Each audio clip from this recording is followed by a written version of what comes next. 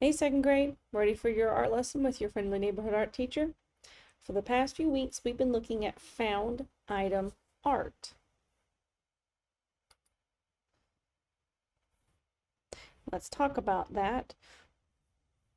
What is found item art?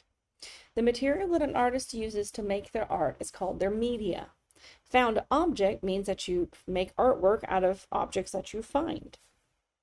The first week that we did this, we worked on making just a face out of found objects around around your house.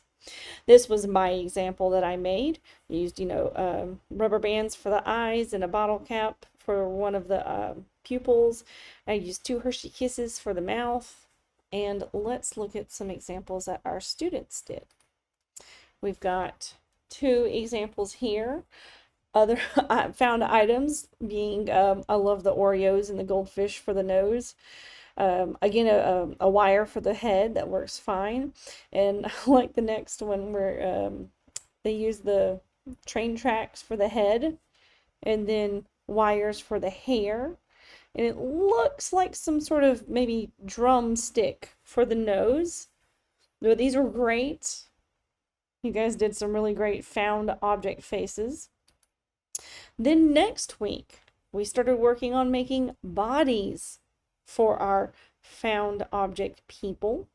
I asked my husband to help us out and make an example, so you see his here.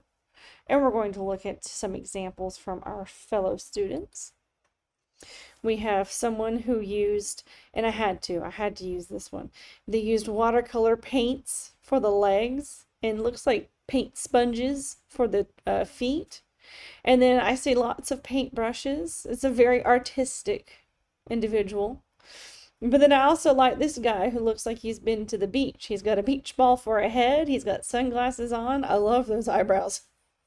I love the weights for the legs. You guys, again, did some really awesome found object art for our the bodies.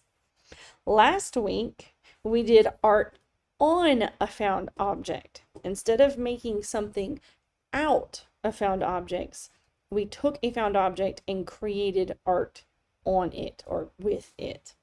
And let's look at some of the examples that we have here. It turns out that cereal boxes and toilet paper tubes were very popular, which I'm not surprised. I see someone has taken a cereal box and made a little house for a doll. I've got a friend who took 2 paper towel rolls and made a ninja and a mummy. I love it. And I've got someone who looks like they've used a paper towel roll and possibly another paper towel roll and made a lion out of it. And I love them. These are just really good. So what we're going to be doing next is that we are going to start getting ready for our big art project. It's going to involve using much more, a lot more in the way of supplies. So for this week only, I want to see what you can get. This link is going to be in your Seesaw. You don't have to worry about trying to copy it right now. I'm going to see if I can pull it up for us. So once you get the form up, this is fairly easy, really. I do want to know who's got what. So you put your name, choose your homeroom teacher. And then this bottom part is, what do you have a lot of?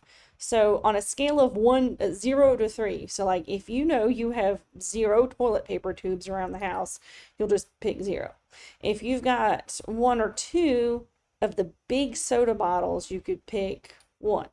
If you have only a few, maybe 3 or 4 cereal boxes, then pick the 2. But if you have like a ton or lots and lots of plastic bottle tops and soda cans, and your family eats eggs like crazy, so you have a ton of egg cartons, you'll pick a 3. This is just a way for me to find out who's got what and what we can work with. If it turns out all of my students have a ton of plastic bottle tops, that helps me know what project that we can do. If nobody has anything, then that also helps me find out what I need to work on. And down here at the bottom, if you've got something else that you have a lot of that you could use, that your mom and dad are okay with you using, ask them, or you can help, or you can put it in here. Like, I personally have a lot of buttons because I sew. So I've got a lot of buttons that I can use. I'm not requiring you to go out and buy anything new for this. I really want to use and see what you have from the house. Some people in the past have had the construction tubing, like when you're building a heating vent and you've got that weird flexible stuff. So I've had people who've come up with a lot of weird things that they have a lot of and they could use. So that's what I need for you to do this week. I need you to fill out this Google form. I need to know what you have. I need to see what you can use for your project.